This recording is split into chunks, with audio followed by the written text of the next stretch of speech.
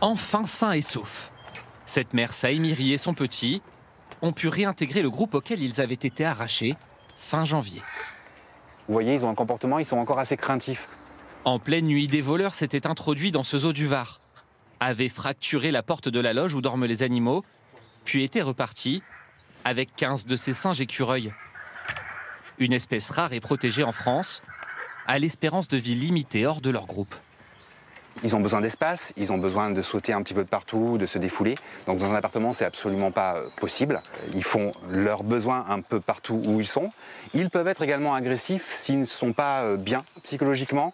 Ils vont se dégrader, c'est-à-dire qu'ils vont cesser de mourir de faim. Voici la mère et son petit aujourd'hui.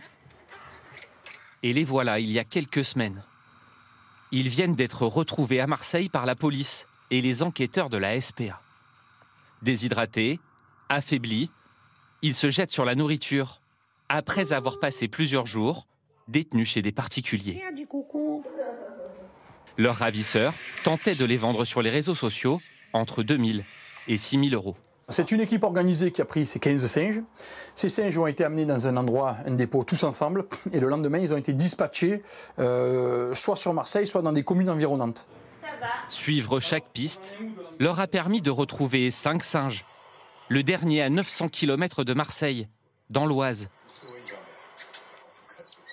Nous avons joint l'homme qui l'a acheté. Après avoir vu l'annonce sur Internet, il se rend dans une cité du sud de la France. 2 800 € en poche.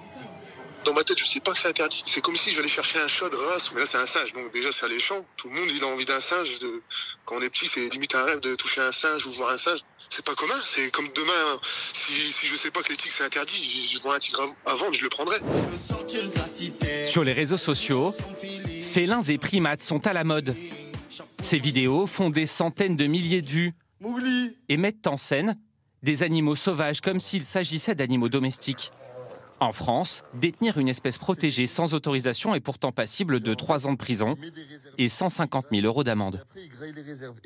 Mowgli, tu m'as volé mes frites. Rends-moi les frites. Rends-moi les frites. Dans le Var, l'enquête se poursuit. 10 singes manquent encore à l'appel. Le temps presse, mais le directeur garde espoir.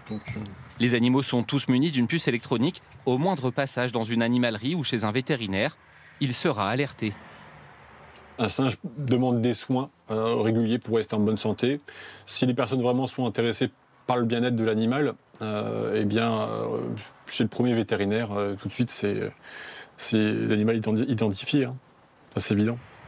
En attendant, le parc a dû revoir ses plans et débloquer en urgence 15 000 € pour renforcer sa sécurité.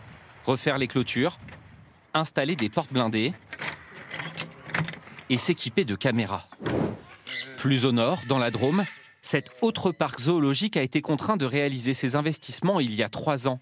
Suite, là encore, à un vol de 10 de ces lémuriens, une espèce menacée. On a fait pas mal de choses sur ce bâtiment, comme sur tous les autres d'ailleurs. On a mis en place une vidéosurveillance, détecteur de mouvement, capteur, alarme aussi reliée bien sûr sur nos téléphones en temps réel sur plusieurs membres du personnel pour qu'il y ait un suivi permanent. Les petits animaux sont la cible privilégiée des voleurs. Plus facile à transporter, à dissimuler. Ça valait beaucoup mieux. Une semaine après leur rapt, 8 lémuriens avaient été rendus au zoo.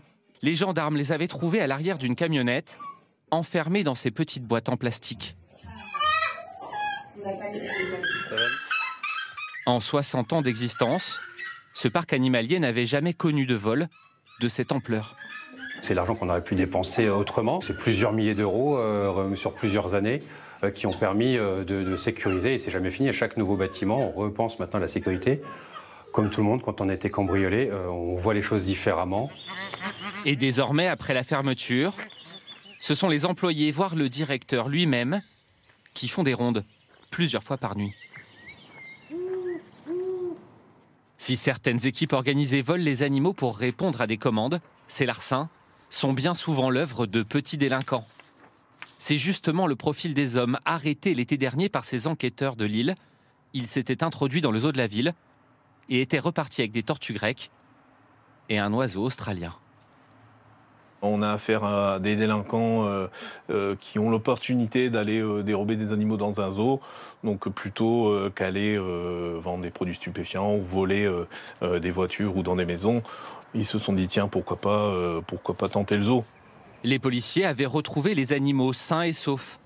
Quant au voleur, le premier a écopé d'une peine de 6 mois de prison avec sursis, le second d'1 an ferme, à son tour, donc, de se retrouver derrière des barreaux.